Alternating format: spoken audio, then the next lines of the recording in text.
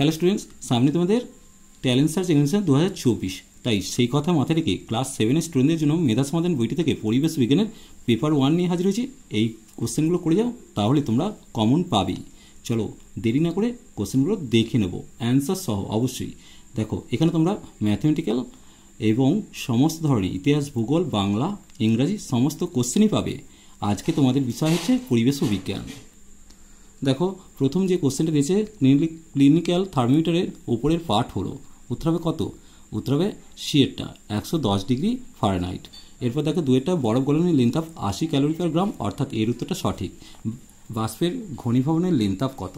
বাষ্পের ঘনীভবনের length of হচ্ছে 537 calorie per গ্রাম। Celsius থার্মোমিটারে আবিষ্কার করেন, উত্তর হবে অ্যান্দ্রে সেলসিয়াস, অর্থাৎ এর উত্তরটা সঠিক হবে। এরপর দেখো বরফের গলনাঙ্ক কত? বরফের গলনাঙ্ক হচ্ছে 0 ডিগ্রি সি, সি এর উত্তরটা সঠিক। সেলসিয়াস স্কেলে ভাগ থাকে 100টি, অর্থাৎ বি এর উত্তরটা সঠিক, কারণ সেলসিয়াস স্কেল 0 থেকে 100 পর্যন্ত থাকে। এরপর সেলসিয়াস স্কেলের নিম্ন স্থিরাঙ্ক অবশ্যই 0 ডিগ্রি সি, অর্থাৎ এর উত্তরটা সঠিক। দেহের তাপমাত্রা কমে গেলে মানুষের শরীরে কি কি ঘটে? দেখো, দেহের তাপমাত্রা কমে গেলে মানুষের শরীরে কাঁপুনি ঘটে, অর্থাৎ এর উত্তরটা সঠিক। এরপর দেখো গলনের সময় তাপ কি হবে? গলনের সময় তাপ গৃহীত হয়। খেয়াল রাখবে, গলনের সময় তাপ গৃহীত হয়। আর ঘনীভবনের সময় তাপ কী হয়? কঠিনীভবন বা ঘনীভবন, এই সময় তাপ কী হয়? গৃহীত হয়, এই বর্জিত হয়, সরি। একটি অপ্রহ বস্তু হলো, এখানের মধ্যে অপ্রহ বস্তু কোনটা হবে? এক্ষেত্রে কোনটা হবে? কেরোসিন ল্যাম্প হচ্ছে একটা অপ্রহ বস্তু। এর কারণ চাঁদ কী করছে? আলো দেয়। এখানে কী হবে? জোনাকিও আলো দেয়। সেক্ষেত্রে অপ্রহ বস্তু আমরা কেরোসিন ল্যাম্পকে ধরবো। এরপর দেখো শূন্য মাধ্যমে আলোর বেগ 3 × 10⁸ মিটার পার সেকেন্ড।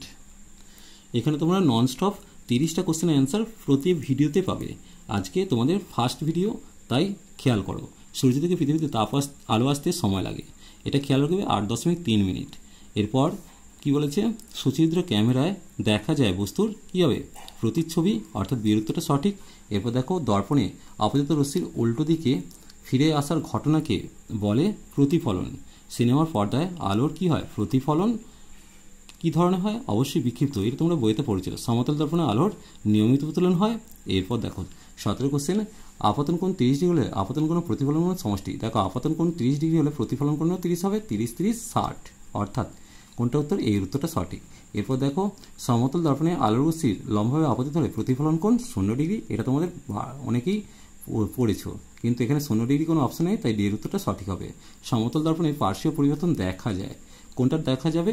এখানে এন এর পার্শ্বীয় পরিবর্তন দেখা যাবে, অর্থাৎ বি এর উত্তরটা সঠিক। সমতল দর্পণে গঠিত প্রতিবিম্ব, সমতল দর্পণে গঠিত প্রতিবিম্ব কী হবে? অবশ্যই কী হবে? অসৎ হবে এবং সমশীর্ষ হবে। এরপর দেখো রামধনুর শেষ প্রান্ত দুটির বর্ণালী হলো, শেষ প্রান্ত বলেছে, তাহলে প্রথমে বেনি আসহগুলা, তার মানে বেগুনি আর লালে শেষ, তাহলে এক্ষেত্রে বি এর উত্তরটা সঠিক। পর্দায় ফেলা যায় সদ্বিম্বকে, এটা তোমরা জানো। এরপর 23 কোশ্চেন, আলোর রশ্মি লঘুতর মাধ্যম থেকে ঘনতর মাধ্যমে গেলে কী হবে? আর লঘুতর মাধ্যমে কোণ বড় হয়, ঘনতর মাধ্যমে কোণ ছোট হয়, অর্থাৎ এক্ষেত্রে বি এর উত্তরটা সঠিক। চোখের পক্ষে ক্ষতিকারক হলো, দেখো চোখের পক্ষে ক্ষতিকারক হচ্ছে কম আলোও বেশি ক্ষতিকারক, আবার বেশি আলোও ক্ষতিকারক, তাহলে সি এর উত্তরটা সঠিক হবে।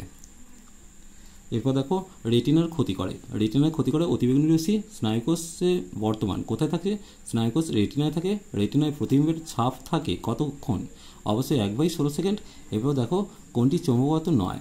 লোহা, নিকেল, কোবাল্ট, এগুলো হচ্ছে চৌম্বকগত, কিন্তু কাঠ কোনো চৌম্বকগত নয়। লোহা অক্সিজেন নিয়ে গঠিত হয়, উত্তর হবে কোনটা? লোহা আর অক্সিজেন, তাহলে সেক্ষেত্রে উত্তর হবে ম্যাগনেটাইট। এরপর দেখো এটা ম্যাগনেটাইটের অপর নাম হচ্ছে লোডস্টোন, অর্থাৎ বি এর উত্তরটা সঠিক। এরপর চুম্বকের মেরু সংখ্যা 2টি, এটা তোমরা জানো। প্রাকৃতিক চুম্বকের উদাহরণ, এখানের মধ্যে প্রাকৃতিক চুম্বক হচ্ছে ম্যাগনেটাইট। চুম্বকের আকর্ষণ ক্ষমতা সবচেয়ে বেশি মেরু দুটোতে, তাহলে এখানে কোনটা হবে? 2 মেরুতে, অর্থাৎ এই উত্তরটা আবিষ্ট চুম্বকত্ব কী হয়? অস্থায়ী, অর্থাৎ বি এর উত্তরটা সঠিক হবে। তড়িৎ কোষের প্রান্ত সংখ্যা, তড়িৎ কোষের প্রান্ত সংখ্যা অবশ্যই 2টি হয়। একটি অন্তরক পদার্থ, এখানের মধ্যে অন্তরক পদার্থ কোনটা হবে? সুতোটা, অর্থাৎ এর উত্তরটা সঠিক। একটি অর্ধপরিবাহী হচ্ছে সিলিকন, এটা তোমরা জানো।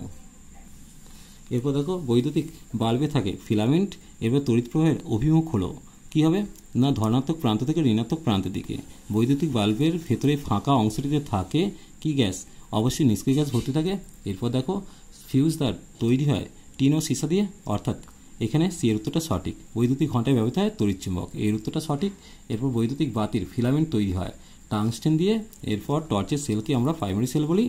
নাইক্রোম তার থাকে, নাইক্রোম তার ইলেকট্রিক স্থিতিতে থাকে, অর্থাৎ এর উত্তরটা সঠিক হবে। এরপর দেখো প্রচলিত শক্তির প্রাথমিক উৎসের একটি উদাহরণ। প্রাথমিক উৎস কোনটা হবে? কয়লা খনি। এরপর দেখো শক্তির গৌণ উৎসের একটি উদাহরণ হলো শক্তির গৌণ উৎস জলবিদ্যুৎ কেন্দ্র। এবার বিশ্বব্যাপী কয়লা খনির দাবিদার হিসাবে ভারতের স্থান হচ্ছে চতুর্থ, এটা একটু খেয়াল রাখবে। এরপর দেখো উন্নয়নশীল দেশগুলিতে প্রচলিত শক্তির ব্যবহারের শতকরা পরিমাণ হচ্ছে 40%। পৃথিবীতে সমস্ত শক্তির উৎস হচ্ছে সূর্য। আজ 50 পর্যন্ত কোশ্চেন করলাম। নেক্সট 50 কোশ্চেনের পার্ট 2 নিয়ে হাজির হবো। চলো আজ এই পর্যন্তই। নেক্সট ভিডিও নিয়ে খুব তাড়াতাড়ি হাজির হবো। ভিডিওটি ভালো লাগলে লাইক শেয়ার কমেন্ট করো, পারলে চ্যানেলটিকে সাবস্ক্রাইব করে নিও। চলো টাটা, বাই বাই।